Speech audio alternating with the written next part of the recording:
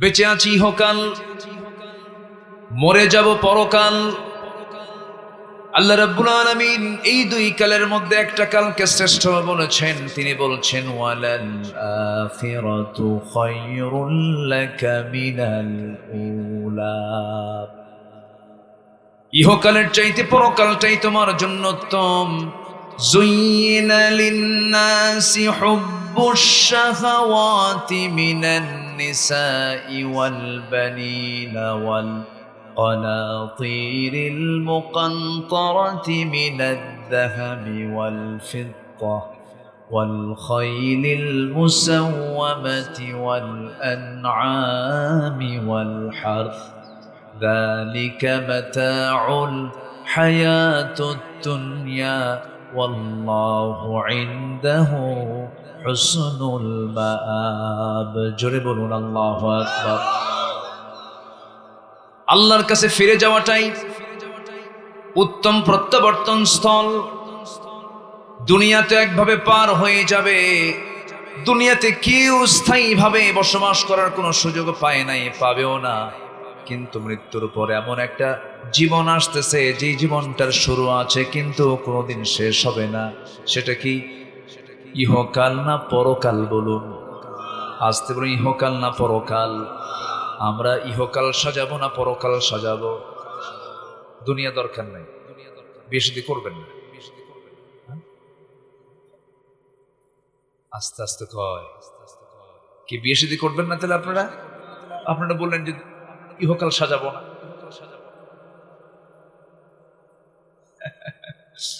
প্যাঁচ লেগে গেল না? আচ্ছা, আমি আলোচনা চলাকালীন কি ওঠা বসা করবেন আপনারা? এই যে ওঠা বসা কিছু করছেন অনেকে। আচ্ছা, এটা কি জনসভা না ইবাদতের জায়গা? বলুন তো, এটা কি ট্র্যাডিশনালি জনসভা না ইবাদতের জায়গা? তো ইবাদতের জায়গায় কি ওঠা বসা করা যাবে? হ্যাঁ, এখানকার একটা ভদ্রতা আছে। এটা মেহেরবানি করে দোয়ার আগ পর্যন্ত আমরা কেউ উঠবো না, এমন সিদ্ধান্ত কি নেওয়া যায়? আসতে হলো সিদ্ধান্ত কি নেওয়া যায়? জোরে বলে ইনশাআল্লাহ। তাহলে ইহকাল সাজাবো না পরকাল সাজাবো? পরকাল। এই তো লাইনে আসছে। দুনিয়া সাজানোর দরকার আছে না? একটু একটা দোয়া শিখেন। সবাই পারেন আপনারা, আল্লাহ দোয়া শিখিয়ে দিয়েছে। ঠোঁট মিলাবেন, দেখবেন যে কমন দোয়া সবাই পারেন। আল্লাহ রাব্বুল আলামিন দোয়া শিখিয়ে দিচ্ছেন, রব্বানা আতিনা ফিদ দুনিয়া হাসানাতাও وفي الآخرة حسنة وقنا عذاب النار وجعلنا الجنة مع الأبرار। জোরে বলুন আল্লাহু আকবার। এখানে কি দুনিয়া আছে? আছে দুনিয়া? আগে দুনিয়া, এরপরে কোনটা আছে? আখিরাত।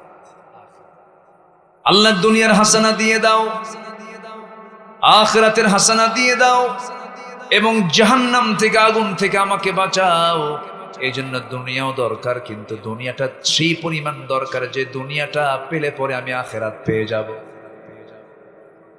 আখিরাতকে টার্গেট করে দুনিয়াকে সাজাতে হবে, আখিরাত কেন্দ্রিক জীবন যাপন করতে হবে। এই দুনিয়া ছেড়ে আমিও যাব, আপনিও যাবেন।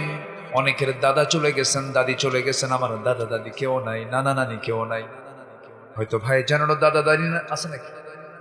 নানা নানিও নাই, দাদা দাদিও নাই। আপনার দেখেন, আমরা সবাই কিন্তু দাদা দাদি হারা, নানা নানি হারা। হয়তো আপনারও কেউ নাই। আমিও চলে যাব একদিন। আমার জায়গা আমার সন্তানরা স্থান নিয়ে নেবে। সব একদিন পর হয়ে যাবে। দিন শেষে আমার বন্ধু কেউ না, বন্ধু আমার একজন, তিনি আমার কে?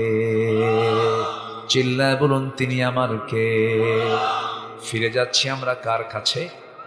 আল্লাহ কি সুন্দর করে মায়া করে বান্দাকে ডাক দিয়ে সতর্ক করে বলছেন, ইয়া আইয়ুহাল্লাযীনা আমানু তাকুল্লাহা ওয়াল তানজুর নাফসুম মা কদ্দামাত লিগাদিন ওয়াত্তাকুল্লাহ ইন্নাল্লাহা খাবীরুম বিমা তা'মালুন। জোরে বলুন আল্লাহু আকবার। ইমানদারেরা, তোমরা আমি আল্লাহ আমাকে ভয় করো এবং তোমরা ওয়ালতানজুর নাফসুম মা কদ্দামাত লিগাদ, এবং নিজের দিকে খেয়াল করে দেখো তো আগামী দিনের জন্য, পরকালের জন্য তুমি কি পাঠাচ্ছ, কি নিয়ে আসতেছো, এই চিন্তাটা তুমি করো। এই চিন্তা কি মরার পরে করতে হয় না মরার আগে করতে হয়? মরার পরে না মরার আগে?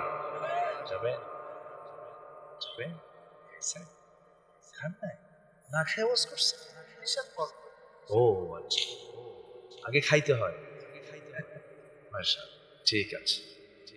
জি ভাইজান, হ্যাঁ আসেন, আপনি এখানে আসেন। জি বসেন, এই পিছনে কি দাঁড়ায় আছে? বসেন বসেন সব বসেন। সামনের কাতার পূরণ করুন, কাতার সোজা করুন, ঠিক আছে না? সিট কেন ফাঁকা থাকবে? বসুন। আমি কি কষ্ট দিচ্ছি আপনাদের?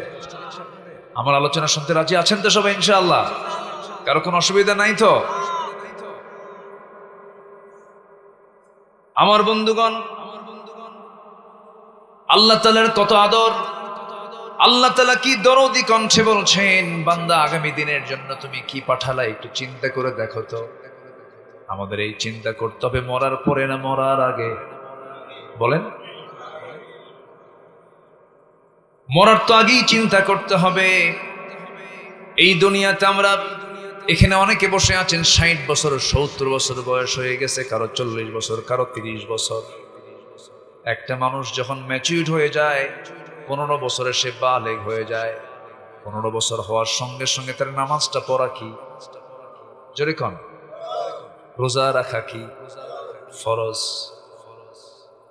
তাহলে 15 বছর বয়সে যদি রোজা ফরজ হয়ে যায়, নামাজটা ফরজ হয়ে যায়, এই জায়গায় অনেকে বসে আছেন 60 বছর 70 বছর। বাবা যে আপনার বয়স কত? বলেন। 67 70, প্রায় কাছাকাছি চলে গেছে, 70 বছরের কাছাকাছি। অনেকে আছেন এরকম বয়সের।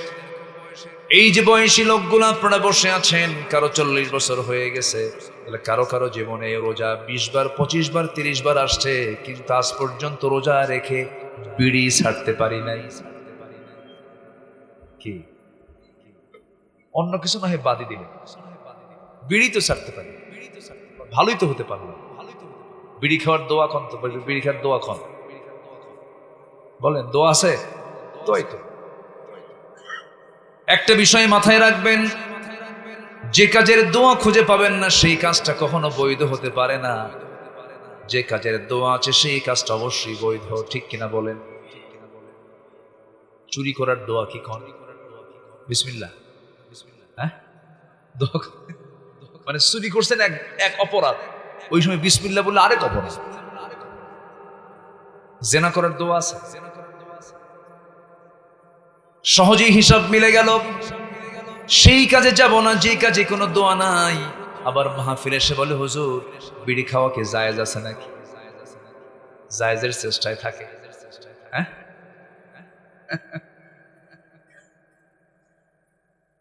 আমার বন্ধুগণ,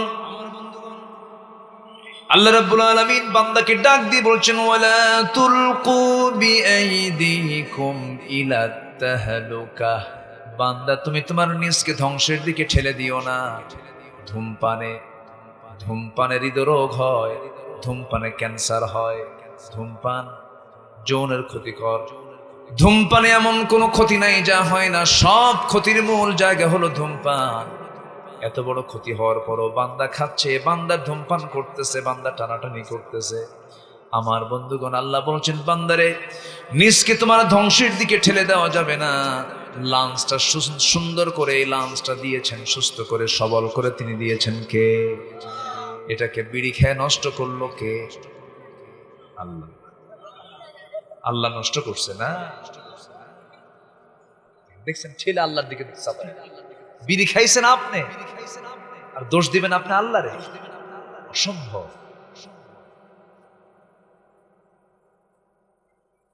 আমার বন্ধুগণ, এই জন্য একটা দোয়া আছে, যারা পারেন সঙ্গে সবাই বলুন, রব্বানা যালামনা আনফুসানা ওয়া ইল্লাম তাগফির লানা وترحمنا لنكونن من الخاسرين নফসের উপরে জুলুম করেছে, আল্লাহ মাফ করে দাও।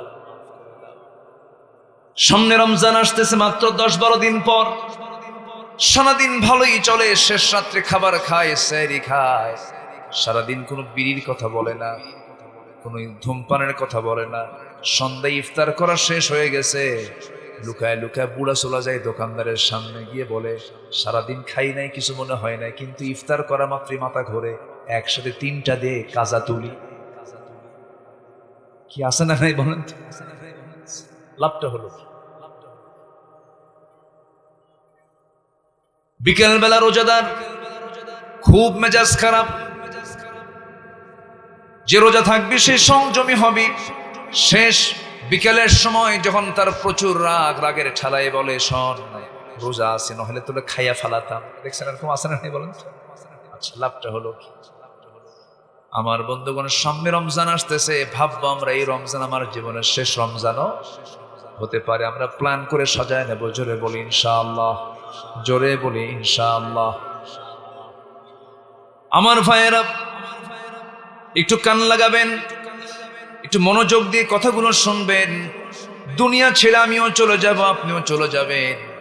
আমাদের মূল লক্ষ্য হলো জাহান্নাম পাওয়া না জান্নাত পাওয়া, জাহান্নাম পাওয়া না জান্নাত পাওয়া। যে ব্যক্তি জান্নাত পেয়ে গেছে তার চাইতে বড় সৌভাগ্যবান আর কেউ নাই। এই জন্য আমাদের সবচেয়ে বড় অর্জন হলো জান্নাত লাভ করা। জান্নাত পেতেই হবে, সেই জান্নাতের কাজগুলো আছে না নাই বলেন? আমরা প্রস্তুতি নিতে সবাই রাজি আছে নাকি? সবাই কি প্রিপারেশন নিতে রাজি আছেন? এই দুনিয়ার জীবনে আখিরাতের প্রস্তুতি কি? একটু কয়েকটা পয়েন্ট আমাকে কথাগুলো বলতে হবে, একটু সময় লাগবে। সময় যদি একটু বেশি লেগে যায় কষ্ট হবে নাকি? অনেক মা বোন আজকের মাহফিলে হয়তো শুনতেছেন, মারাও মনোযোগ দিয়ে শোনেন। আমার বন্ধুগণ, এই দুনিয়া থেকে আখিরাতের প্রস্তুতির জন্য সবার আগে যে পুঁজিটা লাগবে, সেই পুঁজিটা অন্য কোনো পুঁজি নয়, সেই পুঁজি হলো মজবুত ঈমান লাগবে, দ্বিধাহীন ঈমান লাগবে। আল্লাহ রাব্বুল আলামিন সুন্দর করে 1 নাম্বার বলছেন, বান্দা ভালো করে ঈমান আনো। ইন্নামাল মুমিনুনা আল্লাযীনা আমানু বিল্লাহি ওয়া রাসূলিহি ثم لم يرتابوا وجاهدوا بأموالهم وأنفسهم في سبيل الله أولئك هم الصادقون জোরে বলুন আল্লাহু আকবার, আরো জোরে আল্লাহু আকবার। আমরা ঈমান আনবো কার উপরে? নাম্বার 2 হচ্ছে মুহাম্মদ সাল্লাল্লাহু আলাইহি ওয়াসাল্লাম। রাসূল আছেন না নাই? আল্লাহ আছেন না নাই? এই বিশ্বাসে কোনো দ্বিধা সন্দেহ থাকা যাবে নাকি? সন্দেহ থাকা যাবে নাকি? সন্দেহ থাকা যাবে না। আল্লাহ আমার বিচার করবেন, আল্লাহ আমার সকল কিছু, আল্লাহ ছাড়া কোনো গতি নাই। আল্লাহকে, কোরআনকে প্রশ্ন করুন, কোরআন সুন্দর করে জবাব দিচ্ছে। যারা পারেন ঠোঁট মিলিয়ে বলুন, আল্লাহু লা ইলাহা ইল্লা হুয়াল হাইয়ুল কাইয়্যুম লা তাখুযুহু সিনাতুন ওয়ালা নাওম। আল্লাহকে হুয়াল আউয়ালু ওয়াল আখিরু ওয়াল যাহিরু ওয়াল বাতিন ওয়া হুয়া বিকুল্লি শাইইন আলীম। আল্লাহকে তাবারাকাল্লাযী জাআলা ফিস সামাই বুরুজান ওয়া জাআলা ফিহা সিরাজান ওয়া কমারান মুনিরা। জোরে বলুন আল্লাহু আকবার। নাম্বার 1 আখিরাতের প্রস্তুতির জন্য লাগবে হচ্ছে 1 নাম্বার ঈমান। কি নাম বলেন? সবাই কি ঈমান আনতে রাজি আছেন? হয়তো বলুন, হুজুর আপনি আমাকে এত ছোট করলেন, আপনি ঈমান আনতে রাজি আছেন, আমার কি ঈমান নাই? হয়তো এরকম অনেকে মনেও করতে পারেন। কিন্তু এমন একটা সময় আখিরের জামানায় আসবে, রাসূল বলেছেন সকালবেলা বান্দার ঈমান থাকবে ইউসবিহু মুমিনান ওয়া ইয়ামসি কাফিরান। সকালবেলা ঈমানদার হবে, বিকালবেলা সে কাফের হয়ে যাবে। এমন একটা সময় সামনে আসতেছে। এমনটা সময় কি এখন আমরা কি লক্ষ্য করি না বলেন? লক্ষ্য করি। ইউসবিহু মুমিনান ওয়া ইয়ামসি কাফিরান। এমন একটা সময় আসবে বান্দা সকালবেলা ঈমানদার থাকবে, বিকালবেলা কাফের হয়ে যাবে। নামাজ যে পড়ে না দেখি ছোটখাটো দোষ, আসতে বলে। নামাজ যে পড়ে না এটা কি ছোটখাটো দোষ? ইসলামী রাষ্ট্র, কিছু কিছু ইমাম বলেছেন ইসলামী রাষ্ট্র গঠন হলে ইসলামী রাষ্ট্রের কোন নাগরিক যদি নামাজ না পড়ে গভর্নমেন্ট বলে দিচ্ছে যে তাকে ফাঁসির মঞ্চে ঝুলিয়ে মারো। এত বড় অপরাধ। এখন বলুন, আমার দেশে নামাজি বেশি না বেনামাজি বেশি? বলুন বলুন বলুন। বেনামাজি বেশি। আপনার পরিবারও তো বেনামাজি বেশি, আমাদের পরিবারও তো বেনামাজি বেশি। কয়জন নামাজ পড়ে বলে? আমার বন্ধুগণ, অথচ 20 কোটি মুসলমানের বাংলাদেশ, বান্দা নামাজ পড়ে না, বান্দা নামাজের ধারা ধারে না। এই ব্যাপারে কোনো হেডেকও নাই, কোনো চিন্তাও নাই।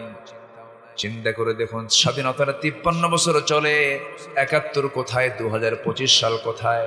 53-54 বছর চলতেছে। আজ পর্যন্ত কত সরকার আসলো গেল, কত সরকার গঠন হলো, কত সরকারের পতন হলো, একজন তো দেশেই নাই। ঠিক না? একজন তো দেশেই না।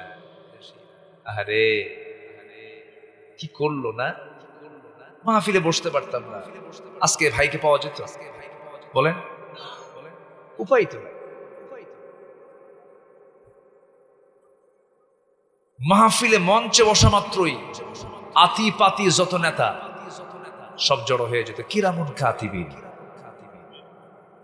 ওয়াজ করতে দিত না। একটা মাহফিলের পারমিশনের জন্য ওসির অফিসে গিয়ে, থানাতে গিয়ে যে কতবার যাওয়া আসা করা লাগতো, কমিটির জুতার তলা ক্ষয় হয়ে শেষ, অনুমতি মিলত না। কেন? কোরআন শুনলে কি জাতির চরিত্র খারাপ হবে? বলেন তো, এখানে আসলে কি নামাজি কিছু লোক তৈরি হবে না? আল্লাহর নাম কি উচ্চারণ হচ্ছে না? আল্লাহর কালামের কি তেলাওয়াত হচ্ছে না? ওরা চেয়েছিল কোরআনে কারীমকে অচল করতে, ওরা চেয়েছিল ইসলামী চেতনাকে স্তব্ধ করতে, কিন্তু কোরআনকে অচল করতে যাবে যারা, তারাই অচল হয়ে যাবে, তারাই অচল হয়ে যাবে। এই রিভার্ব এত কেন? এত রিভার্ব হলে পরে ওয়াজ করা যায়? ব্যালেন্স করেন, মাইকের আওয়াজ যেন সবাই শোনে। সম্মানিত ভাইয়েরা, কোরআনকে অচল করার ক্ষমতা কারো আছে? কোরআনটা কার? কোরআনটা কার? আল্লাহর কালাম। এটাকে বাধা দিবেন কেন? তবে কোরআন চোরের পক্ষে কথা বলে, ডাকাতের পক্ষে কথা বলে, চুরির পক্ষে কথা বলে, জেনার পক্ষে কথা বলে। তাহলে কোরআন থেকে কথা বললে যাদের ভাল লাগবে না তারাই চোর, তারাই ডাকাত, তারাই জেনাকার, তারাই মদখোর, তারাই শরাবখোর। কথা ক্লিয়ার? দেশ থেকে টাকা কি লোপাট হয়নি? বাইরে পাচার হয়নি? তাহলে ওদের কাছে কোরআন ভালো লাগবে? কেমনে ভালো লাগবে? আল্লামা সাইদির মতো মানুষ, যদিও আপনাদের পাশাপাশি জেলা, কিন্তু উনি এখান থেকে, ওনার বাড়ি কিন্তু খুব কাছে। খুব কাছে না? একই ভাষার মানুষ আপনারা, একই ভাষা। আহারে, কত বড় কত বড় সম্পদ আপনারা হারিয়েছেন। আপনাদের কলিজার, আপনাদের সন্তান এই তো পিরোজপুরে বাড়ি থাকে। কেমন করে পাশবিক মানসিকতা নিয়ে, পাশবিকতার মধ্য দিয়ে সুস্থ মানুষকে জেলখানা থেকে বের করে, চিকিৎসার নাম করে পয়জনিং করে, বিষ প্রয়োগ করে তাকে শহীদ করা হলো। তাফসীর মাহফিলের এই প্ল্যাটফর্ম থেকে এবং তার বাড়ির পার্শ্ববর্তী জেলা থেকে সুস্পষ্ট ভাষায় জানান দিতে চাই, আপনারা তার প্রতিবেশী, আপনাদেরকে সাথে নিয়ে বলতে চাই, আল্লামা সাইদির যারা খুনি, সব খুনির বিচারের আগে কিংবদন্তি আল্লামা সাইদির খুনের সঙ্গে যারাই জড়িত, চূড়ান্ত শাস্তি নিশ্চিত করা হোক। মতের পক্ষে রাজি আছেন কারা কারা? হাত উঁচু করে দেখেন মুসলমান।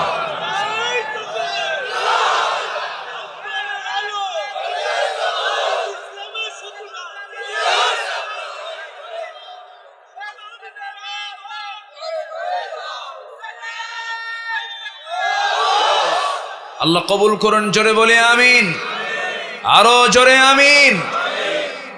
তবে একটি কথা বলতে চাই, জাহান্নাম থেকে বাঁচতেই হবে আমাকে আপনাকে। জাহান্নাম থেকে বাঁচার জন্য যে এক নাম্বার কাজ সেটা হচ্ছে নামাজ। যেখানে নামাজের পরিবেশ নাই সেখানে যাবই না, ঠিক কিনা বলেন? নামাজ আছে যেখানে আমি আছি। কত আইন পাশ হলো, আজ পর্যন্ত কেউ নামাজের একটা আইন পাশ করতে পারলো না। অতএব আগামী সরকার আমরা যা দেখতে চাই, নামাজের সরকার দেখতে চাই, নামাজের সরকার দেখতে চাই। আল্লাহ কবুল করুন, আল্লাহ কবুল করুন। ভাইরে কেউ তো থাকবো না আমরা, ফাঁকি ঝুঁকি দিয়ে লাভটা কি? মরে যাচ্ছি, যখন তখন চলে যাব আমরা। সবাই কি নামাজ পড়তে রাজি আছেন? অনেকে বলে হুজুর নামাজ নাই, আমার কি হয়েছে? আমার কি ঈমান নাই? আছে না? নামাজ নাই আমার, কিন্তু ঈমান তো আছে আমার। না, নামাজ থাকলে ঈমান থাকে, নামাজ না থাকলে কুফরি হালতে চলে গেলেন আপনি। মান তারাকা সালাতান মুতাআম্মিদান ফাকাদ কাফার। যে ব্যক্তি এক ওয়াক্ত নামাজ ইচ্ছা করে ছেড়ে দিল সে যেন কুফরি করলো। নাউযুবিল্লাহ বলেন, মারাত্মক অপরাধ। আল্লাহ রাব্বুল আলামিন যত শাস্তির কথা বলেছেন কোরআনে, সবচেয়ে বেশি শাস্তির কথা বলেছেন নামাজের জন্য। তিনি বলেছেন এক জায়গায়, ফাখালাফা মিন বা'দিহিম খালফুন আদাউস সালাতা ওয়াত্তাবাউশ শাহাওয়াতি ফাসাউফা ইয়ালকাউনা গায়্যা।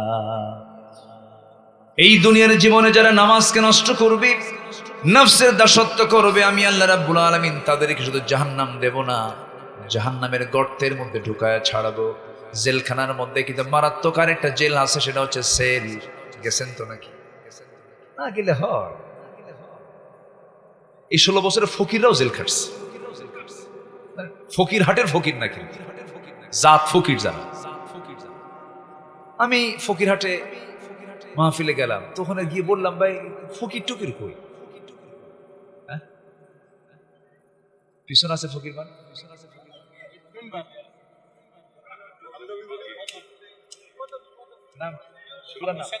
আব্দুল শাকুর ফকির। হ্যাঁ, বলি আলহামদুলিল্লাহ। খালি উনি ফকির না, আপনিও ফকির, আমিও ফকির। ওয়া আনতুমুল ফুকারা, ওয়া আনতুমুল ফুকারা, ফকিরের বহুবচন ফুকারা। ওয়া আনতুমুল ফুকারা, তোমরা সব ফকির হাটের ফকির। কার কথা? ওয়া নাহনু আগনিয়া, আল্লাহ বলেন আমি শুধু ধনী। খালি ওই আব্দুল শাকুর ফকির না, আপনিও ফকির। সব ফকির আমরা, সব ফকির না? আমরা এক এক সবকিছু পারি। ফকির কাকে বলে? যে নিজে পারে না, অন্যের সাহায্য নেয়। ওই Joe Biden, Donald Trump, America বলেন, ইউরোপ বলেন, সব ফকির। ধনীকে আসতে হবে না, ধনীকে।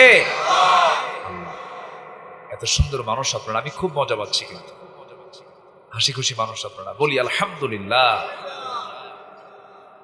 জি ভাইরে, প্রতিদিন কত লোক মারা যাচ্ছে, যাচ্ছে না? আমিও যাব। একটু ভাবলে, চোখটা বন্ধ করলে ভাবলে কিন্তু সব ঠিক হয়ে যায়। হিংসা থাকে না, মিথ্যা থাকে না, জিদ থাকে না, মারামারি থাকে না। খালি যদি চোখ বন্ধ করে একটু চিন্তা করা হয়, আমার চাইতে ভালো মানুষ আর খুঁজে পাওয়া যাবে না। আলহামদুলিল্লাহ। এই জন্য আল্লাহ পাক বারবার বলছেন, তোমার কি চিন্তা নাই? আফালা তুবসিরুন, তোমার কি চোখ নাই? আফালা তাআকিলুন, তোমার কি জ্ঞান নাই? তো বুঝো, জ্ঞান খাটাও, বুদ্ধি খাটাও, তুমি আমার পছন্দের বান্দা হয়ে যাবে। জোরে বলে সুবহানাল্লাহ।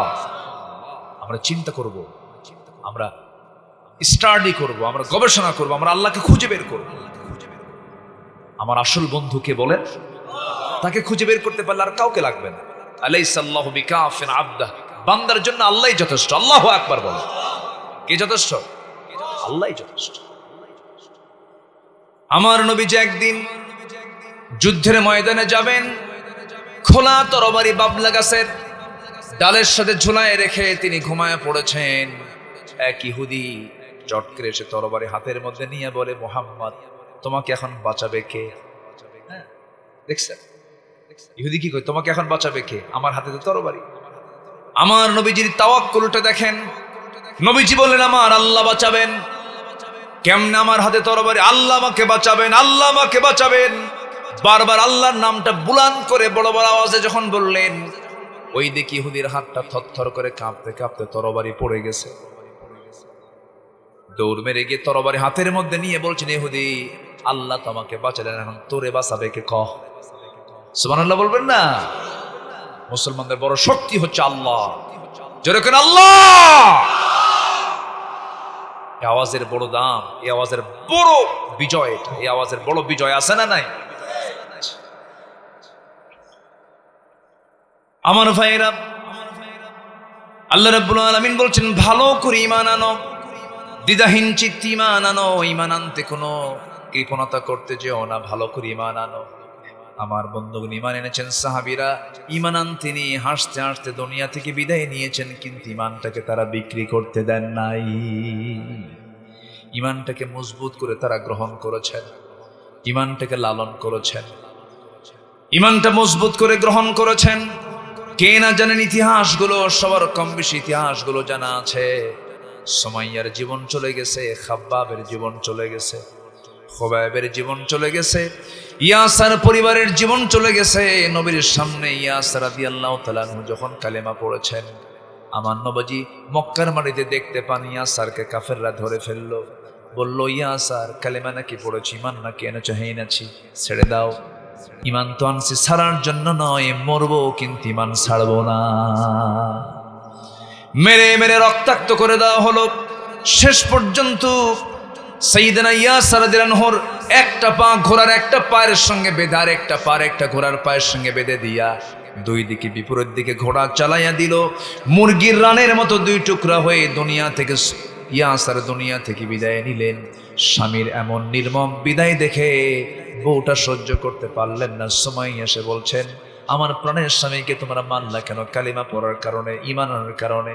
আমিও তো সেই কালিমা পড়ে নিয়েছি। শোনার সঙ্গে সঙ্গে আবু জাহেলরা হাতের মধ্যে বর্ষা নিয়া বুক বরাবর মেরে দিল, পিঠ দিয়ে বের হয়ে গেল। সুমাইয়া দুনিয়া থেকে বিদায় নিলেন। সন্তানটাকেও মারতে মারতে রক্তাক্ত করে ফেলা হলো। খুবাইবকে মারতে মারতে জেলখানায় ফাঁসি কাস্টে ঝুলিয়ে মারলো। কিন্তু সবার বক্তব্য একটাই ছিল, সব ছাড়বো কিন্তু আমরা ঈমান ছাড়বো না। জোরে বলি সুবহানাল্লাহ। আমার ভাইরা, যুগে যুগে এমন ইতিহাস আছে না নাই? আসতে বলবেন না, আছে না নাই? ঈমানটাকে লালন করতে হবে। ঈমান তো আনছি, কিন্তু ঈমানের পরীক্ষা দিতে হবে। ঈমানের পরীক্ষায় 5 নাম্বার তুলতে হবে। আল্লাহ রাব্বুল আলামিন বলেন, আহাসিবান নাস আইয়ুতরাকু আইয়াকুলু আমান্না ওয়া হুম লা ইফতানুন। মানুষের কি ধারণা, ঈমান এনেছি আর আমি তাকে এতটুকু শব্দ বললে আমি তাকে ছেড়ে দেব? না না, আমি তাকে অবশ্যই পরীক্ষা করব। পরীক্ষা করা হয়েছে পয়গম্বরদেরকে, আদম থেকে শুরু করে নিয়া রাসূল পর্যন্ত যত পয়গম্বর এসেছেন সব পয়গম্বরকে পরীক্ষা করেছেন তিনি আমার কে। প্রত্যেকটা পরীক্ষায় নবীরা ফেল করেছেন না পাশ করেছেন? আসতে বলবেন না, ফেল করেছেন না পাশ করেছেন? এমন নবীও দুনিয়াতে এসেছিলেন যে নবীকে 2 টুকরা করে করাত দিয়ে চিরে 2 টুকরা করে শহীদ করেছে। কোন নবী বলেন? কি সুন্দর জবাব। তবে তা ওয়াজ করে লাভ কি? সব তো জানে না। বলি আলহামদুলিল্লাহ। ইমাম সাহেব সূরা ফাতিহা কয়, আমার যদি পছন্দ করেন হুজুর আমি সূরা ফাতিহা পারি, নামাজ পড়ব না, তাহলে কি হবে? হবে। জানলেও শুনতে মজা আছে না নাই বলেন তো? স্মরণ করে দেওয়া। জাকারিয়া আলাইহিস সালামের কোনো দোষই ছিল না, নির্দোষ একটা মানুষ। ওই যে মারিয়াম আলাইহিস সালামকে একটু দেখাশোনার দায়িত্ব পেয়েছিলেন তিনি। ওয়াকাফালাহা জাকারিয়া, দায়িত্ব পেয়েছিলেন, দায়িত্ব পালন করলেন, তার ঘরে খাবার দিয়ে আসলেন। এত পুত পবিত্র একজন নারী মারিয়াম আলাইহিস সালাম, যে মহিলা দুনিয়াতে বসে বেহেশতের খাবার বসে বসে খেয়েছেন। জোরে বলি সুবহানাল্লাহ। প্রত্যেকদিন খাবার দিতেন জাকারিয়া আলাইহিস সালাম, দরজা খুলে তালা মেরে দিয়ে চলে আসতেন। 3 দিন তিনি ভুলেই গেছেন। 3 দিন যে তার ঘরে যে খাবার দিয়ে আসতেন তার মনেই ছিল না। এই 3টা দিন পর হঠাৎ করে মনে হয়েছে, গেছেন ঘরে ঢুকে দেখেন ও অসময়ের ফলমূলগুলো। বলুন তো এই সময় কি কাঁঠাল হয়? এই সময় কাঁঠালের সময়? কেবল কাঁঠাল আসতেছে। অন্য সময়ে ফলমূল, অসময়কালীন ফলমূলগুলো তার সামনে প্রস্তুত। জাকারিয়া আলাইহিস সালাম বললেন, আন্না লাকি হাদা ইয়া মারিয়াম। মারিয়াম তুমি? জি জি, সমস্যা। আবার কি ভাইয়ের সাথে আপনারা যাবেন নাকি? আবার ওনার কিছু তাড়া আছে, যাচ্ছেন? জি। উনি বলতে পাচ্ছেন না, সাহস পাচ্ছেন না। খুব খুব মুআদ্দিব আলহামদুলিল্লাহ। জি এখানে আসেন, আসেন এখানে আসেন।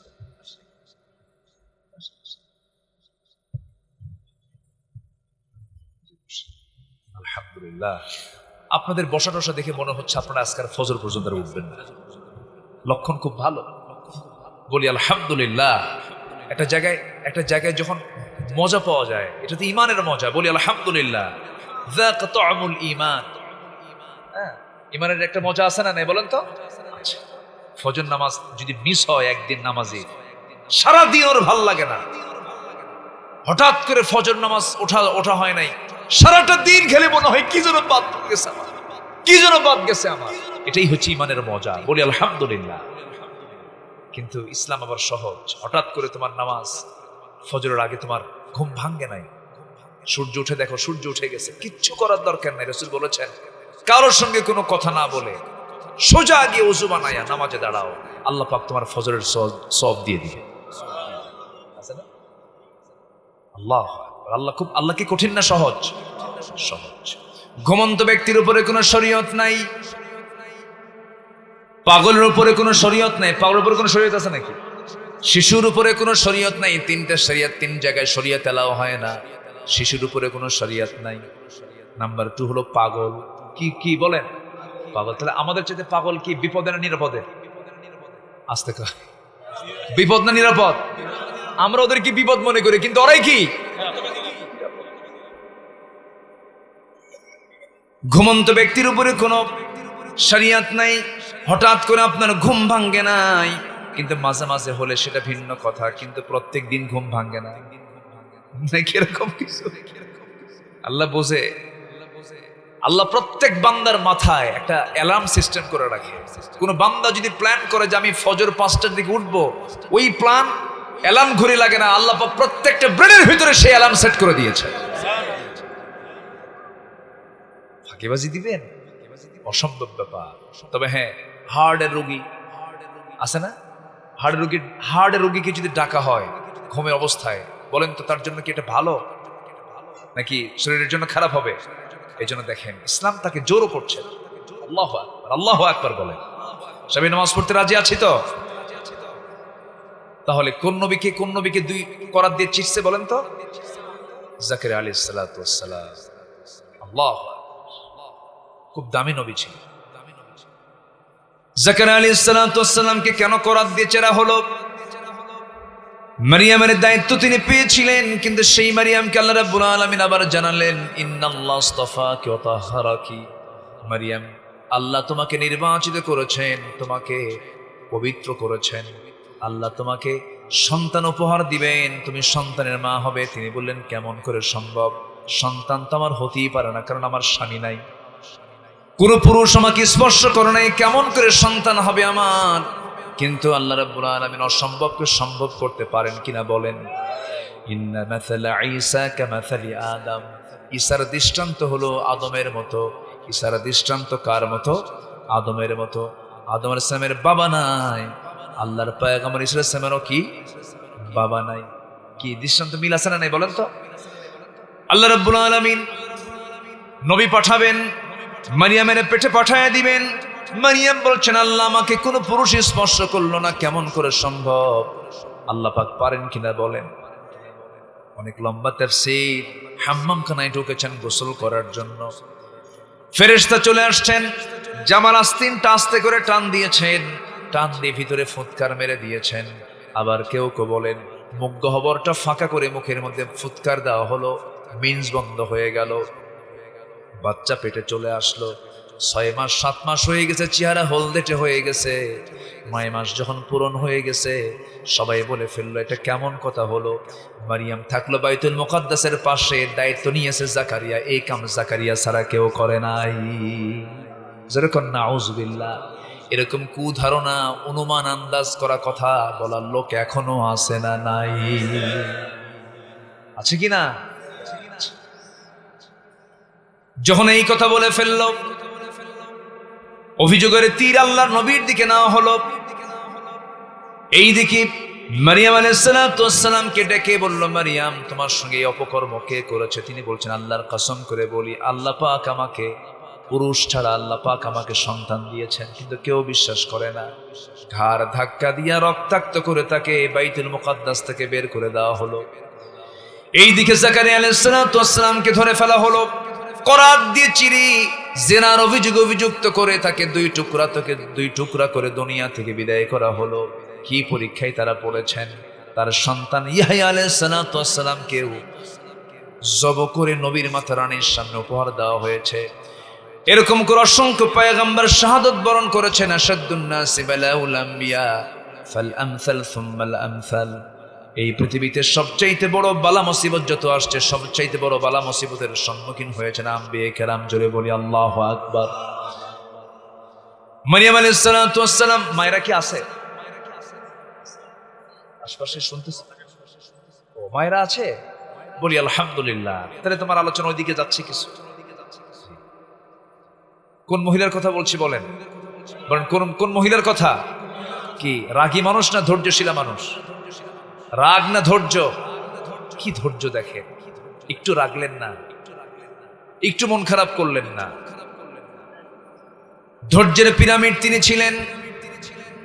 এবং তাকে পর্যন্ত বলা হলো মারিয়াম অসতী হয়ে গেছে, জেনা করেছে, জেনার ফলে সন্তান পেটে চলে আসছে।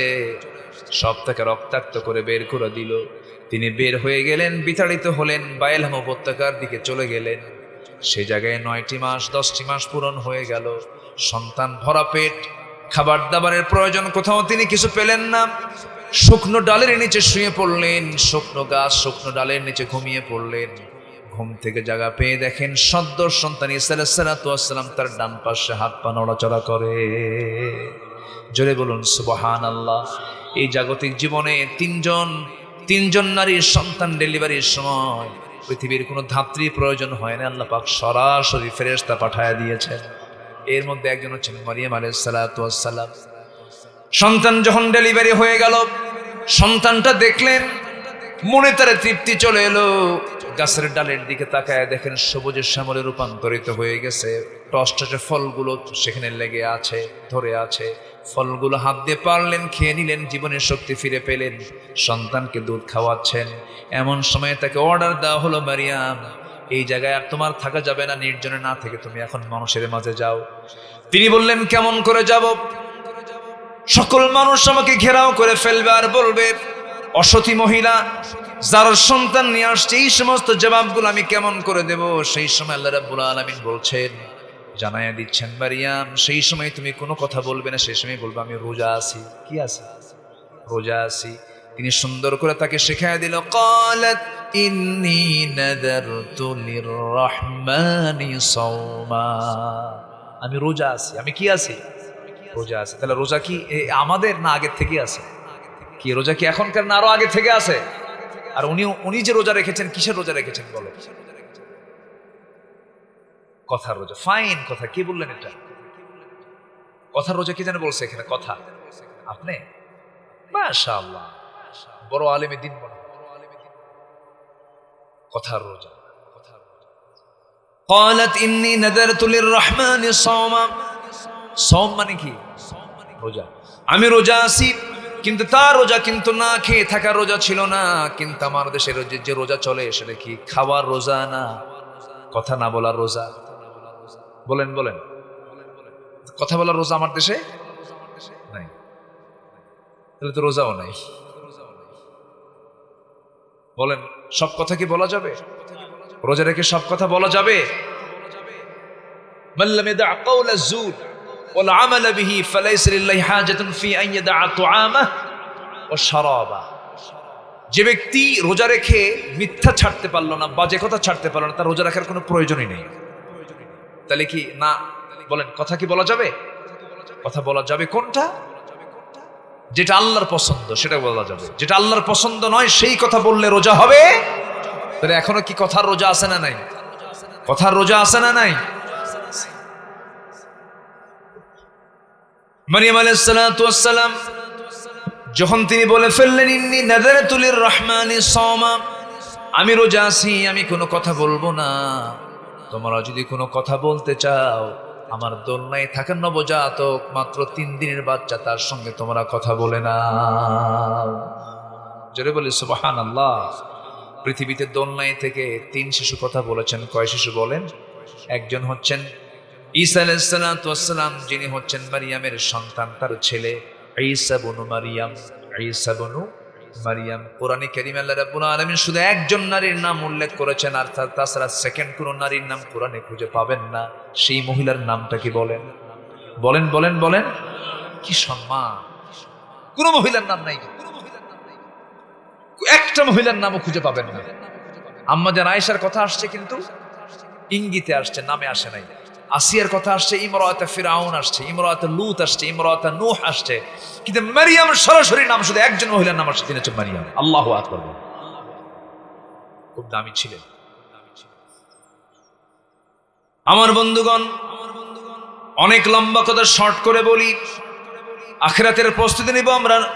15টা পয়েন্টে কথা বলার কথা ছিল, চলতেছে মাত্র কয় নাম্বার বলেন? 1 নাম্বার। আরো আছে কয়টা বলেন? 14টা। এখন বলেন নুরু, ওয়াজ কি শেষ না শুরু?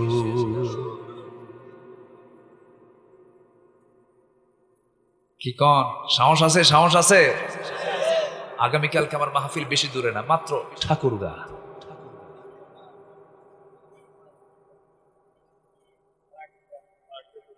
জি, আমি এইদিকে ছিলাম, গতকালকেও ছিল। আমার আলী আহমদ ভাই কই? আলী আহমদ ভাই, কথা হলো নাকি?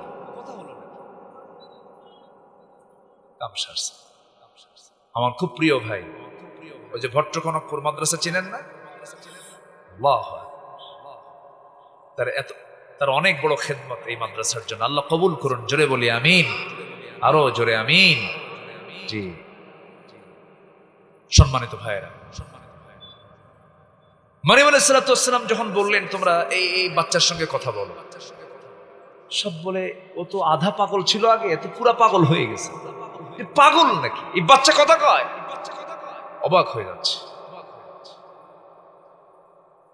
দোলনায় থাকে শিশু সন্তানকে লক্ষ্য করে যখন একজন হেও করে বলে ফেলল, উপস্থিত জনতার ভিতর থেকে একজন দাঁড়ায় বলল, তোর মা তোর সঙ্গে কথা বলতে বলে, সন্তান তোর পরিচয়টা কি বল। ভিতর থেকে জবাব দিচ্ছেন ছোট্ট সন্তান, ইন্নী আবদুল্লাহ আতানিয়াল কিতাব ওয়া জাআলানি নাবিয়্যা। আল্লাহু আকবার। এতদিন পরীক্ষা দিয়েছেন মারিয়াম, তাকে কত গালিগালাজ দিল, আল্লাহ পাক সত্য প্রকাশ করে দিলেন। উনি বললেন, তোমরা আমার মাকে অবৈধ বলেছো, তোমরা আমার মাকে অসতী বলেছো, আমাকে জারজ বলেছো। ইন্নী আব্দুল্লাহ, আমি আল্লাহর গোলাম। আল্লাহ পাক আমাকে ইনজিল কিতাব দিয়েছেন, আমি নবী, আমি নবী।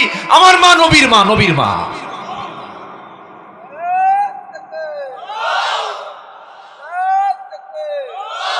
সত্য প্রকাশ কে করে দেন? সত্য প্রকাশ কে করে দেন? আমাদেরকে 16 বছর রাজাকার বলে গালি দিয়েছে। কোন রাজাকার পাকিস্তান গিয়ে কেউ অবস্থান করেনি, কেউ পাকিস্তান যায় নাই। শুধু হিন্দুস্তানের রাজাকাররা সব আজকে হিন্দুস্তানে গিয়ে বসে আছে। সত্য প্রকাশ কে করে দেন? সত্য প্রকাশ কে করে দেন? বহু কিছু করেছে, আরো বহু কিছু করেছে।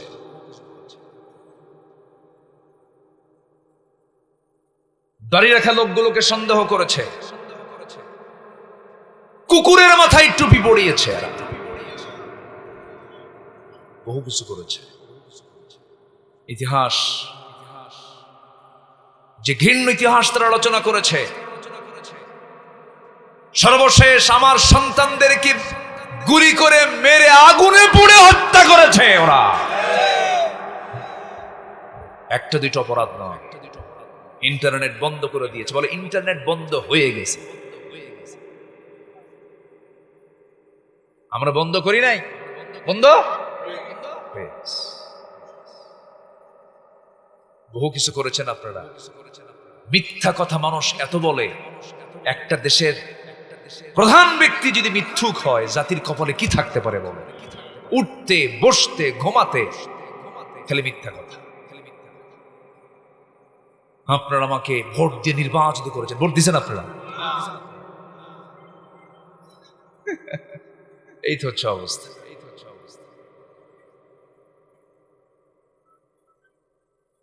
সেই তো।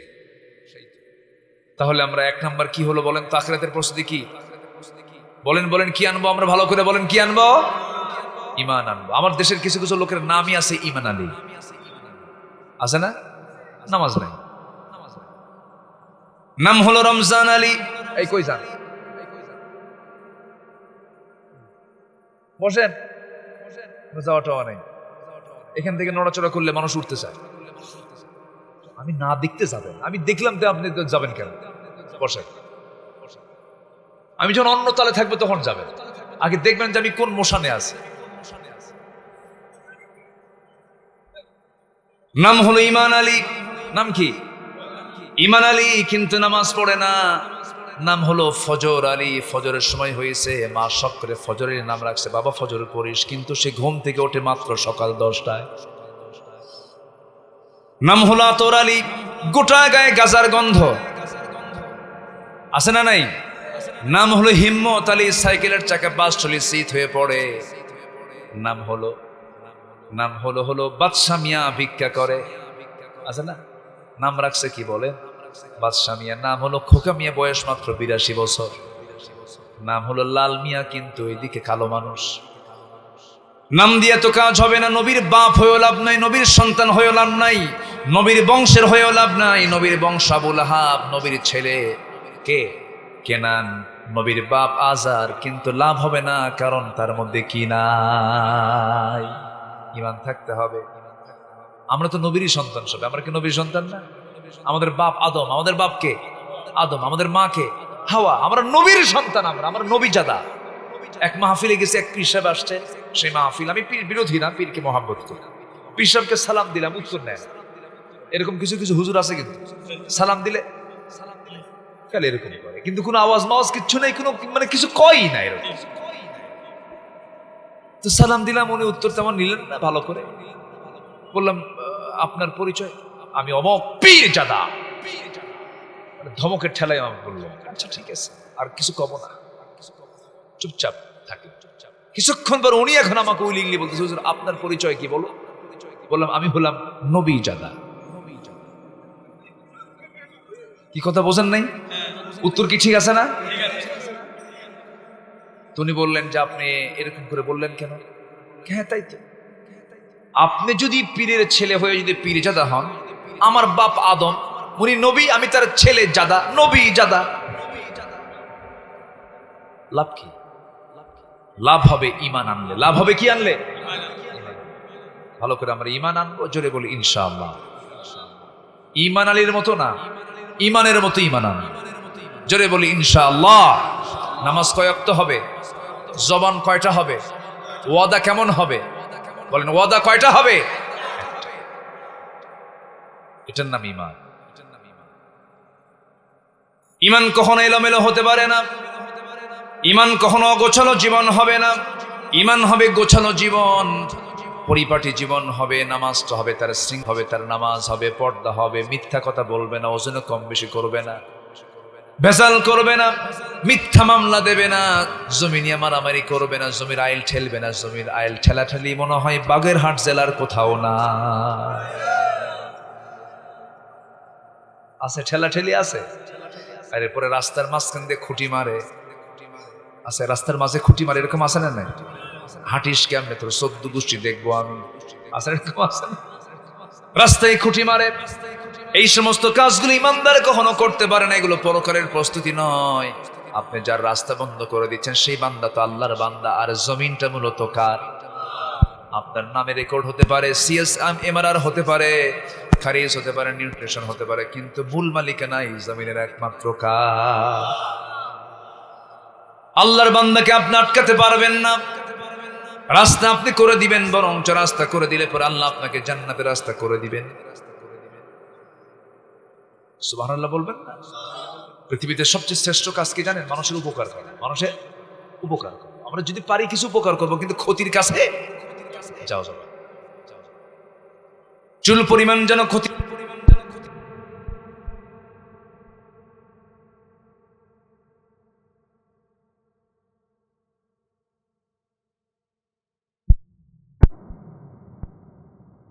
কি পাতিল?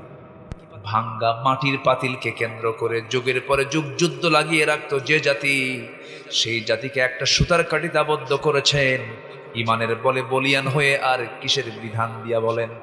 কোরআন নামক বিধান দিয়া।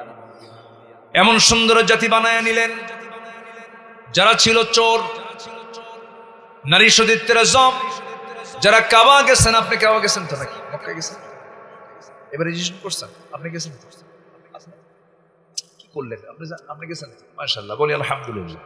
আল্লাহ তুমি সবাইকে নিয়ে যাও, জোরে বলি আমিন। যাবেন না? আপনারা যাবেন না? হয়তো মনে মনে ভাবতেছে হুজুর আমার তো টাকা নেই, আমি আমিন কয় কব কি? এরকম চিন্তা করতেছেন নাকি? নিয়ত করেন, হয়ে যাবে। জোরে বলি আমিন। 2017 সাল আমি গেছি হজে, সেকেন্ড টাইম, থার্ড টাইম।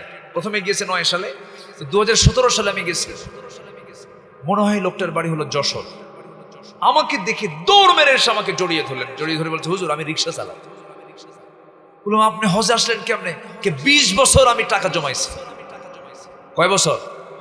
20 বছর টাকা জমায়া, টাকা জড়ো করে ওই টাকা আমি কোথাও খরচ করতে দেই নাই, সোজা গিয়ে আমি হজ অফিসে জমা দিচ্ছি। দিয়া হজে চলে আসছে। হুজুর দোয়া করবেন আল্লাহ যেন আমাকে হজ্জে মাবরুর দান করেন। নিয়ত থাকলে হয় কিনা বলেন? আর শত শত কোটি টাকার মালিক সিডনি যায়, স্ট্যাচু লিবার্টি দেখতে যায়, সিঙ্গাপুর যায়, থাইল্যান্ড যায়, সব ঘুরে, মক্কা ঘোরার সুযোগ হয় না। এরকম কপাল পোড়া লোক আছে না নাই? নিয়ত করবে, হয়ে যাবে। জোরে বলি ইনশাআল্লাহ। ওমরা করতে এখন 1.5 লাখ টাকার মতো লাগে না, 1.5-2 লাখ টাকার মতো লাগে ওমরা। অনেকে চলে যায় এমনি, অযথা খরচ করার কি দরকার? একটু আল্লাহর ঘর ঘুরে আসলে তো অনেক ভালো। বলি আলহামদুলিল্লাহ, জোরে বলি আলহামদুলিল্লাহ। সম্মানিত ভাইয়েরা, সম্মানিত বন্ধুগণ, ওই কাবা শরীফের চতুর্পাশে এই আরবের এই পত্তলিকরা এত অজ্ঞ ছিল, উলঙ্গ হয়ে তোয়াফ করত, উলঙ্গ হয়ে। তাও একা না, সবাই মিলে সবার সামনে সবাই উলঙ্গ হতো, সবার সঙ্গে সবাই উলঙ্গ হতো। যা কুকুরের ভিতরেও নাই, শুকুরের মধ্যেও নাই, এত নিচু একটা জাত ছিল সে আরবের লোকেরা। সেই লোকগুলোকে 1 সুতার কাঠিতে আবদ্ধ করেছেন কোন জাদু দিয়া না কোরআন দিয়া? জাদু দিয়া না কোরআন দিয়া? ছেলের সন্তান ওরা মূল্যায়ন করতো, মেয়ের সন্তানের কোনো দামই ছিল না। সেই যুগে রাসূল বলেন যার ঘরে 3টা মেয়ে আছে তার জন্য 3টা পৃথক জান্নাত আছে। জোরে বলি সুবহানাল্লাহ। আমার নবীর হাতে একজন বায়াত নিয়ে কালেমা পড়ে ফেললেন, রাসূল থেকে কালেমা পড়ায় দিলেন। কালেমা পড়ানোর পরের দিন থেকে ওই সাহাবীর আর চোখের পানি বন্ধ হয় না, খালি কান্দে, খালি কান্দে, ঘুম নাই। রাসূল বলেন সাহাবী তুমি কি ইসলাম কবুল করে ঠকছো? না তো কান্দো কেন? বলতেছে হুজুর আমি তো ইসলাম গ্রহণের জন্য কান্দি না, আমার দিলটা নরম হয়ে গেছে এখন, আগে পাষাণ ছিল। একটা কথা মনে হয় আর কান্দি। কি মনে হয় বলো তো? হুজুর আমার সব গুনাহ মাফ হতে পারে কিন্তু একটা গুনাহ মনে মাফ হবে না। কি করছো তুমি বলো? হুজুর নিজের হাতে নিজের মেয়েকে খুন করেছি। আমার নবীজি এবার বলছেন সাহাবী কেমন করে খুন করেছো তোমার মুখ থেকে আজকে একটু শুনতে চাই, বলো তো। আমার নবীজির সামনে তাকে বসায় দিলেন, হাঁটু গেড়ে নিয়ে বসলেন তিনি। নবীর সামনে আবেগ আপ্লুত হয়ে বলছেন হুজুর চোখের পানি বন্ধ হয় কেমনে? বন্ধ তো হতে চাচ্ছে না। বিয়ে করেছিলাম, পেটে সন্তান আসছিল বইয়ের, স্ত্রীকে বললাম যাও বাবার বাড়ি যাও, সন্তান ছেলে হলে নিয়ে আসবে, মেয়ে হলে জীবন্ত পুঁতে হত্যা করবে। সন্তান ডেলিভারি হয়ে গেছে, ভয়ে বলেছে সন্তানটা মরা হয়েছে, কিন্তু সন্তান মেয়ে হয়েছে। আমার চোখের আড়ালে সন্তানটাকে আমার বউ মারতে পারে নাই, ধীরে ধীরে বড় করেছে অন্যের বাড়িতে। 5-6 বছর বয়স হয়ে গেছে, হঠাৎ করে একদিন আমার ওই মেয়ে সন্তানটা আমার চোখের সামনে পড়ে গেছে। আমি চট করে হাত ধরলাম, আমার মতো ভ্রু, আমার মতো চোখ, আমার মতো হাত, আমার মতো পা। আমি তাকে টেনে ধরে নিয়ে এসে আমার স্ত্রীর সামনে হাজির করে বললাম বউ সত্যি করে বলো সন্তানটা কার? বউটা আমার থরথর করে কাঁপতে কাঁপতে বলছে স্বামী আমার সন্তানের তথ্য কতক্ষণ গোপন করবো, এই সন্তান তো আমাদের ঔরসের সন্তান। কিচ্ছু বললাম না, কিন্তু ভিতরে ভিতরে জ্বলে উঠলাম, খেপে গেলাম, রেগে গেলাম, অগ্নিশর্মা হয়ে গেলাম, কিচ্ছু বুঝতে দিলাম না। ঠান্ডা মাথার খুনি হয়ে গেলাম, ইয়া রাসূলুল্লাহ সন্তানটা কি?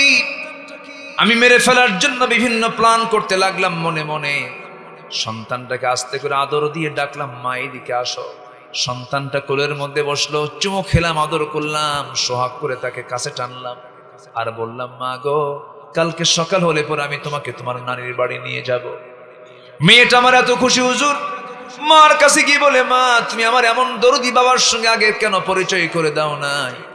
পরের দিন সকালবেলা বউকে ধোকা দিয়ে, মেয়েকে ধোকা দিয়ে সেই মেয়েটাকে ধরে নিয়ে চলে গেলাম। জঙ্গলের দিকে রওনা করি। মেয়ের মুখটা ছোট। মেয়ে বলছে, বাবা নানির বাড়িতে এই দিকে, তুমি এই দিকে যাও কেন? কোনো কথা বললাম না। গর্তটা খনন শুরু করলাম। জঙ্গল পার হওয়ার পরে হাতে কোদাল নিয়ে যখন আমি গর্ত খোঁড়া শুরু করে দিলাম, গর্ত খনন শুরু করতে নিয়ে মেয়েটা বারবার বলছে, বাবা গর্ত খনন কেন করো? তুমি কি নানির বাড়ি যাবে না? কিচ্ছু বললাম না। গর্ত খনন করছে। ঠিক দুপুর বেলা হুজুর, আমার শরীর থেকে ঘামগুলো ঝরে আর আমার মেয়েটা গামছা দিয়ে মুছে মুছে দেয়, গামছা দিয়ে বারবার মুছে মুছে দেয়। হুজুর, আমার মুখে তখনও দাড়ি ছিল। ওই দাড়ির ভিতরে ছিটকে আসা মাটিগুলো যখন লেগে থাকে, আমার মেয়েটা তার কচি কচি 5টা আঙ্গুল দিয়ে খিলাল করে করে সেই মাটিগুলো মুছে মুছে দেয়, ফেলে ফেলে দেয় আর বলে, বাবা নানির বাড়ি কখন যাবে একটু বলো না। কিচ্ছু বললাম না। গর্ত খনন শেষ হয়ে গেছে হুজুর। মেয়েটাকে মারবো কেমনে, কোনো ফন্দি করেও পাচ্ছি না। এবার মেয়েটার মুখে আমি মুচকি হাসি মেরে বললাম, মা দেখো তো গর্ত খনন কেমন হয়েছে। মেয়েটা গর্তের কাছে আসলো সরল মনে, উকি মেরে দেখতে লাগলো গর্তের ভিতরের দিক। যখন দেখতে নিয়েছে, আমি পিছন দিকে চলে আসলাম, চক্ষু বন্ধ করে এমন সজোর আঘাত করলাম, এক আঘাতে সন্তানটা গর্তের মধ্যে গিয়ে উপর হয়ে পড়লো। চট করে চিত হয়ে 2টা হাত এক জায়গায় করে বলছে, বাবা বুঝতে পেরেছি, আজকে তুমি আমাকে এই জায়গায় কেন আনছো? আমার আম্মার কথাটাই বাস্তব হয়েছে, তুমি আজকে আমাকে মেরে ফেলবা মেয়ে হয়েছে বলে। ও বাবা, আজকে তোমাকে শেষবারের মতো তোমার কাছে একটা ভিক্ষা প্রার্থনা করছি, জীবন ভিক্ষা প্রার্থনা করছি বাবা। প্রয়োজনে ভিক্ষা করে খাবো, মৃত্যু তোমার সামনে আমার চেহারা দেখাবো না, তুমি আমাকে একটু আজকে বাঁচায় দেওয়ার ব্যবস্থা করো। হুজুর এতবার অনুনয় বিনয় করে বলছে, আমার মেয়েটার চোখের পানি দিয়ে তার গাল ভিজে যাচ্ছিল, বারবার বাঁচার চেষ্টা করছিল। এমন সময় করলাম কি, হাতের মধ্যে একটা পাথর হাতের মধ্যে নিলাম, এমন জোরে মেরে দিলাম, তার কলিজা বরাবর গিয়ে লাগলো। ফিনকিতে রক্ত বের হওয়া শুরু হয়ে গেল। মাটি চাপা দিয়া, পাথর চাপা দিয়া, বালু চাপা দিয়া জনমের মতো শেষ করে দিলাম। হুজুর আমার নবীর সামনে এই কথাগুলো বলছিলেন, আমার নবীজি এই কথাগুলো শুনছেন আর কাঁদতেছেন আর বলছেন, সাহাবীরে, ও সাহাবীরে, এত বড় পাষাণ মানুষ হয় এটা আমার জানা ছিল না। তবে ইসলাম যখন কবুল করেছি, সীমান যখন গ্রহণ করেছি, সীমান আনার কারণে এই গুনাহটাও তোর জীবন থেকে আমার আল্লাহ সাফ করে দিয়েছেন। জোরে বলি সুবহানাল্লাহ। এই জন্য ইমানের দাম আছে না নাই? আসতে বলেন, ইমানের দাম আছে না নাই? যার ইমানটা কবুল হয়ে যাবে সেই ব্যক্তি কোথায় যাবে বলেন? জাহান্নাম না জান্নাত যাবে? জান্নাত যাবে। আমরা ইমানটা ভালো করে আনবো, জোরে বলি ইনশাআল্লাহ। নাম্বার 2 হলো তাকওয়া। নাম্বার 2 কি বলেন? তাকওয়া। আল্লাহ রাব্বুল আলামিন বলছেন, ইয়া আইয়ুহাল্লাযীনা আমানু তাকুল্লাহা ওয়া কুলু কওলান সাদীদা। জোরে বলুন আল্লাহু আকবার।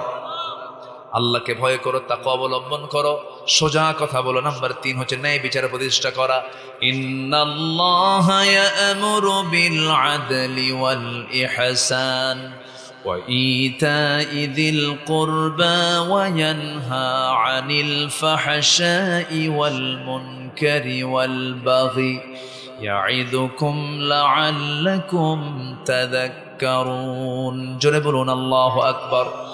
নাম্বার 4 হলো আখিরাতের প্রস্তুতির জন্য। 1 নম্বরে বললাম ইমানটা ভালো করে আনতে হবে। নাম্বার 2 হলো তাকওয়া। নাম্বার 2 কি বলেন? তাকওয়া। তাকওয়া অর্জন করার মাস সামনে কি আসতেছে বলেন? লাআল্লাকুম তাত্তাকুন। কুতিবা আলাইকুমুস সিয়াম কামা কুতিবা আলাল লাযীনা মিন ক্বাবলিকুম লাআল্লাকুম তাত্তাকুন। নাম্বার 3 হলো ন্যায় বিচারের প্রতিষ্ঠা করা। নাম্বার 4 হলো দিনের সঠিক এলেমটা অর্জন করে, নিজের দিনের সঠিক এলেমটা হাসিল করা। এই জ্ঞান যে অর্জন করতে পারবে, শয়তান তাকে কখনো ধোঁকা দিতে পারবে না। শয়তান মূর্খকে ধোঁকা দেয়, কিন্তু কোরআনের জ্ঞানী জ্ঞানবানকে ধোঁকা দিয়ে সে বিজয়ী হতে পারে না। জ্ঞান কি দুর্বল না শক্তি? নলেজ ইজ পাওয়ার নাকি? Knowledge is power. জ্ঞানটা কি? শক্তি। এই জন্য আমরা জ্ঞানী হব। কিসের জ্ঞানে জ্ঞানী হব? এটা আগে সবার আগে, এটা মাস্টার। এটা কি বলেন? মাস্টার মূল এটাই। এই জ্ঞানটা অর্জন করলে বাকি দুনিয়ার সব জ্ঞান অর্জন করেন, আপনি ফাসাদে পড়বেন না, আপনি বেকায়দায় পড়বেন না, আপনি বিচ্ছিন্ন হবেন না। এই জন্য সবার আগে শিকড়ে রাখতে হবে কি বলেন?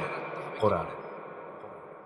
নাম্বার 5 হল আল্লাহ রাব্বুল আলামিন সুন্দর করে বলছেন, অধিক সংখ্যক যে নেক আমল করবে সে আখিরাতে সাকসেস হয়ে যাবে। আল্লাহ রাব্বুল আলামিন বলেন, ইন্নাল্লাযীনা আমানু ওয়া আমিলুস সালিহাতি লাহুম কানাত লাহুম জান্নাতুন নাঈম। জোরে বলুন আল্লাহু আকবার। এখানে জান্নাতুন নাঈমের কথা আসছে, আরেক জায়গায় আসছে হলো কানাত লাহুম জান্নাতুল ফিরদাউসি নুজুলা। জোরে বলি আল্লাহু আকবার। আসেন দোয়া করে দিই। ওই যে দুই একজন উঠে যায়, একটু বসেন, পয়েন্ট আকারে আমি শেষ করছি, একটু বসেন, অনেক রাত হয়েছে। জি, নাম্বার 6 হলো ধৈর্য ধারণ করা। ধৈর্য ধরবো কার উপরে বলুন?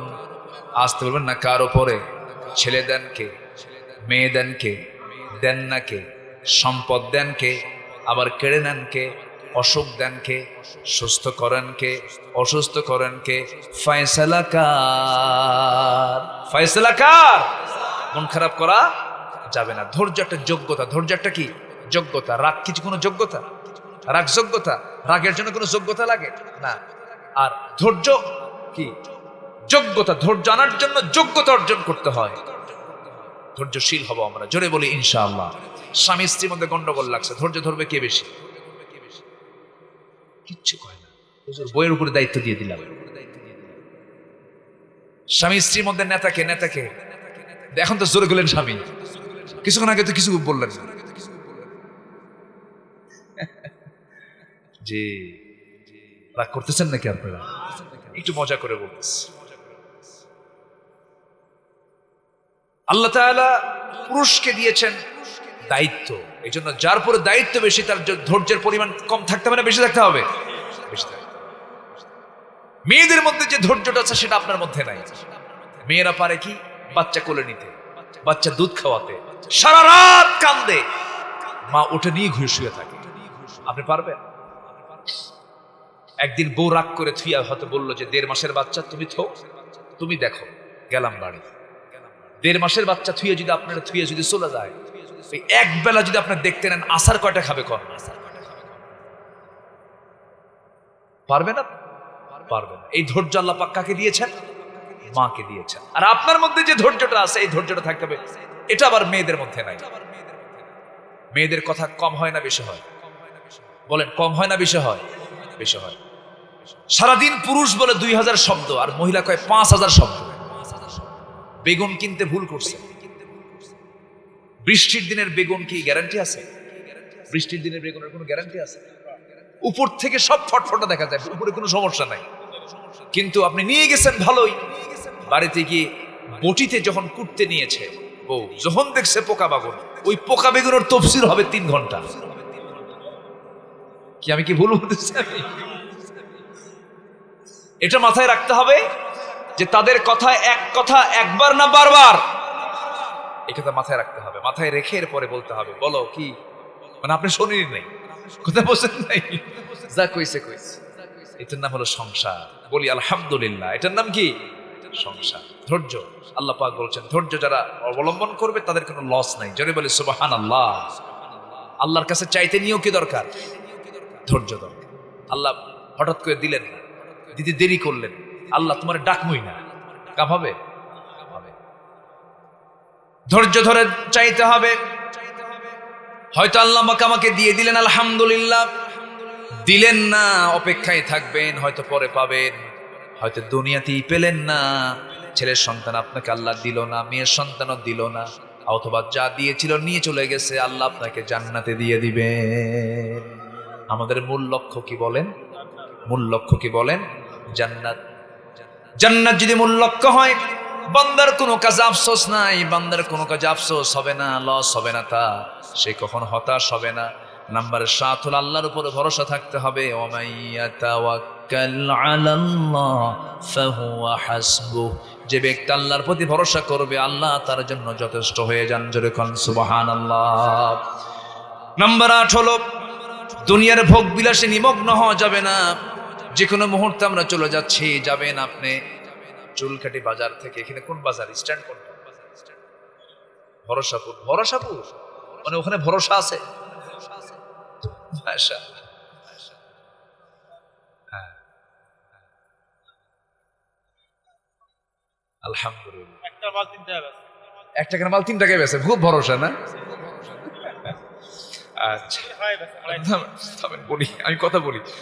ভরসাপুর থেকে ধরেন আপনি খুলনা যাবেন, খুলনায় আপনি উঠেছেন, খুলনায় যাওয়ার জন্য আপনি চেষ্টা করছেন, কিন্তু খুলনায় যেতে আপনার দেরি হচ্ছে। ওখানে একটা ওয়েটিং রুম দেখেন না, ওই যে স্ট্যান্ডে কিছু রুম থাকে না, বসার জায়গা থাকে না, ওই জায়গায় দেখলেন আপনি ওখানে রং নাই, রংটা নষ্ট হয়ে গেছে, অথবা টিনটা সেখানে পচে গেছে, জং ধরছে। আপনি যদি সুন্দর করে টিন কিনতে যান, সেই টিন লাগান, আর ওখানে যদি রং করেন, সবাই বলবে সুস্থ না পাগল। পাগল বলবে না? তুই থাকবি 2 মিনিট, তুই এখানে, তুই এগুলো কি করিস? আল্লাহ তেমনি বান্দার এই সমস্ত দৃশ্যগুলো দেখে আল্লাহ বান্দার দিকে তাকান আর বলেন, বান্দারে কি করিস রে তুই? এই দুনিয়া ছেড়ে তুই যখন তখন আমার কাছে চলে আসবি, আমার কাছে তুই শেল্টার নিয়ে নিবি, আমার জান্নাত, আমার থেকে তুই জান্নাত বুঝে নিবি। বান্দারে মূল আবাসস্থলটা দুনিয়া না বানায় তুই আখিরাতটা বানায় নে। জোরে কান সুবহানাল্লাহ। ওয়া ইন্নাদ দারাল আখিরাতা লাহিয়াল হায়াওয়ান লাউ কানু ইয়ালামুন। সবচাইতে আখিরাতের দরজাটাই হলো চিরস্থায়ী, সেই জায়গাটাই চিরস্থায়ী, সেই জায়গায় চিরস্থায়ী। জোরে কান সুবহানাল্লাহ। লাউ কানু ইয়ালামুন, যদি তারা জানতো, বুঝতো। নাম্বার 9 হলো নিজেকে, পরিবারকে জাহান্নাম থেকে বাঁচানোর জন্য চেষ্টা করা, আখিরাতের প্রস্তুতি। একা একা জান্নাতে যাবেন নাকি? কি বউ কি নিবেন না সাথে? কিছুই কয় না, দেখছেন কি, কই ঝামেলা নেব না। কে বউকে সাথে নিবেন না আপনারা? জোরে বলি ইনশাআল্লাহ। বউকে সাথে নিতে হবে। আল্লাহ নিজে বলছেন, কু আনফুসাকুম ওয়া আহলিকুম, নিজে বাঁচো জাহান্নাম থেকে, তোমার পরিবারকে বাঁচাও, বউ শুদ্ধা চাও জান্নাতে। আল্লাহু আকবার বলেন। তাহলে স্বামী স্ত্রীর সম্পর্ককে আল্লাহ পাক শুধু দুনিয়াতে দেখতে চান না, জান্নাতে দেখতে চান? জান্নাত থেকে আসছে কয়জন? আসছে কয়জন আসছে? তা আমরা কি একা একা যাব? কি হিংসা করে রে বউয়ের সাথে। আমার মায়েরা খুব খুশি, হুজুর ভালো করে, ওখানে খালি বিয়ে কথা কয়। বিয়ে করা সুন্নাত, একাধিক বিয়ে করা সুন্নাত, মানে সুন্নত তার জীবনেও খুঁজে পায় নাই। এই শুনে কিনে সুন্নত খুঁজে পায়। বলেন তো, 2 দায়িত্ব পালন করা কঠিন না 1 দায়িত্ব পালন করা কঠিন? 2 দায়িত্ব পালন করা কঠিন না? 1 দায়িত্ব পালন করা সহজ। সহজটাই থাকি আমরা, এত ভেজালে যাবো কেন? সমস্যা তো। আমার মায়েরা খুব খুশি, হুজুর আপনি খুব ভালো, একটাই তো ভালো। আল্লাহ তাআদিলু ফাওয়াহিদাতান, আল্লাহ পাক বলছেন তুমি কখনো সমতা রক্ষা করতে পারবে না, অতএব একটাই তোমার জন্য উত্তম। ফাইন খিফতুম আল্লাহ তাআদিলু ফাওয়াহিদাতান। বিয়ে করতে চান? রাসূল বিয়ে করেছেন, বিধবাকে বিয়ে করেছেন। আমার নবীজির বয়স 25 আর আম্মাজান খাদিজার বয়স 40। 15 বছরের বুড়ি, 15 বছরের বড়, 15 বছরের বড় নারীকে তিনি বিয়ে করেছেন। সুন্নাত যদি আদায় করতে হয়, আপনার বয়স 25 হলে 50 বছর একটা নিয়ে আসেন। যান,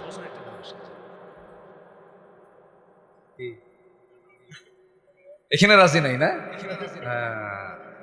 এটা হলো সুন্নাত। এটা কি বলেন? আমার কথায় মনে রাগ করতেছেন আপনারা? আমি একদম ফ্রি হয়ে কথাগুলো বলছি। তাহলে নিজে বাঁচবো, পরিবারকে জাহান্নাম থেকে বাঁচাবো। বউ নামাজ পড়ে না, সুন্দর করে বুঝাবো, ওয়াজ করবো। বউকে ওয়াজ করে বলবো, বউ আমার শোনো, আমার যৌবন তোমার কাছে, তোমার যৌবন আমার কাছে, আমি তুমি দুইজনে একদিন দুনিয়া থেকে বিদায় নেব। তুমি কে চাও এই সম্পর্ক দুনিয়ায় শেষ হয়ে যাক না আখিরাতেও থাকুক? আখিরাতেও থাকুক, এটা চাই। যদি চাও বউ আমার, পর্দা করো, নামাজটা পড়ো, একসঙ্গে জান্নাতের মার্কেটে গিয়ে দুইজন মিলে একসঙ্গে শপিং করব। কেন শুনবে না ভাই? আমার মা, আমার বোন, আমার দেশের মেয়েরা খুব সরল সোজা, খুব ভালো, কিন্তু সবচেয়ে বড় একটা দিক হলো মার্কেট ছাড়ে না, খালি মার্কেটে যায়, আছে না? জাহান্নাম থেকে বাঁচার চেষ্টা করতে হবে। নাম্বার 10 হলো তওবা করা। তওবা করব কার কাছে বলেন? আমাদের গুনাহ আছে না নাই? গুনাহ আছে যারা তওবা করতে হবে, তার গুনাহ নাই যারা তওবা করার দরকার নাই, তার তওবা নাই গুনাহ নাই এমন কোন লোক দুনিয়াতে আছে নাকি? আমার নবীজির গুনাহ ছিল নাকি? আস্তে করে আমার নবীজির গুনাহ ছিল কিনা বলেন? ছিল না গুনাহ, কিন্তু তিনি পর্যন্ত তওবা করেছেন একবার না বারবার, একবার না বারবার। রাসূল নিজে বলেন, আমি সারা দিন আমি নিজে রাসূল ফাইন্নি আতুবু ফিল ইয়াউমি মিআত মাররা, 100 বারেরও বেশি বার তওবা আমি রাসূল নিজে করি। আল্লাহু আকবার বলেন। নবীজির গুনাহ নাই তাও তওবা করেন, আর আমাদের গুনাহ আছে তাও তওবা করার সময় নাই। আমার দেশে এক নেতা আছে, টাঙ্গাইল বাড়ি, সিদ্দিকী নাম তার। সিদ্দিকী কি কয় জানেন? হুজুররা আমিন পড়তে বলে আমাকে, আমি আমিন কই না। কেন? আমার তো কোনো গুনাই নাই। আমাদের দেশে মাঝে মাঝে না পাগল কিছু আমদানি হয়, নতুন নতুন পাগল আমদানি হয় না? আমার জীবনে কোনো গুনাই নাই, আমি আমিন কব কেন? আমি কি পাপ করছি নাকি? বেকুব এগুলো, এগুলো বেকুব। রাসূল কিনে বাজে কথা বলেছে এরা, হজ কিনে বাজে কথা বলেছিল, হজকে বলেছিল মুহাম্মাদের ব্যবসা।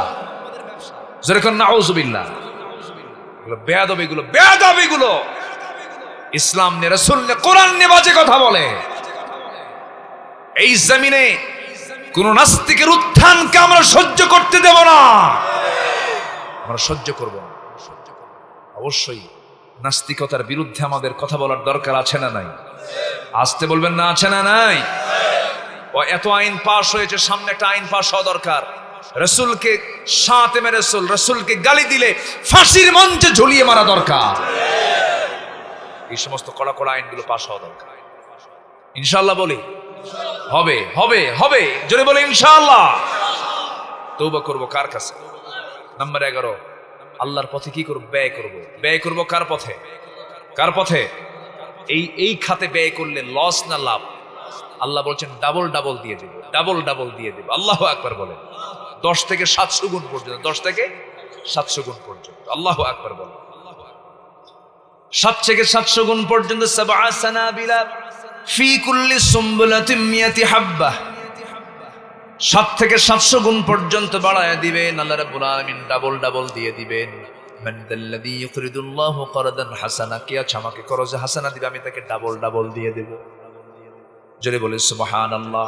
নাম্বার 12 হলো শিরকের অন্তর্ভুক্ত যত পাপ আছে সমস্ত পাপ আমরা ছেড়ে দেব। নাম্বার 13 হলো আল্লাহ প্রদত্ত একমাত্র সঠিক পথের অনুসরণ করব। ওয়া ইন্না হাযা সিরাতী মুস্তাকিমা, সবাই বলুন ইহদিনাস সিরাতাল মুস্তাকিম। জান্নাতের রাস্তার নামটা কি বলুন? ইহদিনাস সিরাতাল মুস্তাকিম, সোজা পথে থাকবো আমরা। জোরে বলি ইনশাআল্লাহ। নাম্বার 14 হলো আল্লাহ এবং রাসূলের আনুগত্য করব জীবনের সকল জায়গায়, আমাকে কেউ ঠেকাতে পারবে না। এই আনুগত্য যদি ঠিক থেকে যায়, জান্নাত আমার আপনার জন্য ঠিক থেকে যাবে। সর্বশেষ হলো সর্বক্ষণ মহান আল্লাহর সামনে দাঁড়ানোর ভয় হৃদয়ে লালন করা। আল্লাহর সামনে আমি দাঁড়ায়া যাব একদিন, আল্লাহর সামনে আমাকে বিচারের মুখোমুখি হতে হবে, আল্লাহ আমার বিচার করবেন, এমন চিন্তা লালন হবে যার তার মাধ্যম দিয়ে কোনোদিন পাপ কাজ হতে পারে। আল্লাহ 15টা বিষয় আমাদের আমল করার তৌফিক দান করুন। জোরে বলি আমিন, আরো জোরে আমিন। যতটুকু হয়েছে আমরা বলে ফেলি আলহামদুলিল্লাহ। জোরে বলি আলহামদুলিল্লাহ। সবাই ফজর পড়বেন তো? কারা কারা একটু হাত তুলে দেখেন তো দেখি। জোরে বলি ইয়া আল্লাহ, আমাদেরকে ফজর, জোহর, আসর, মাগরিব, ইশা 5 ওয়াক্ত সালাত আদায় করার তৌফিক তুমি আল্লাহ দিয়া দাও। জোরে বলি আমিন, আরো জোরে আমিন।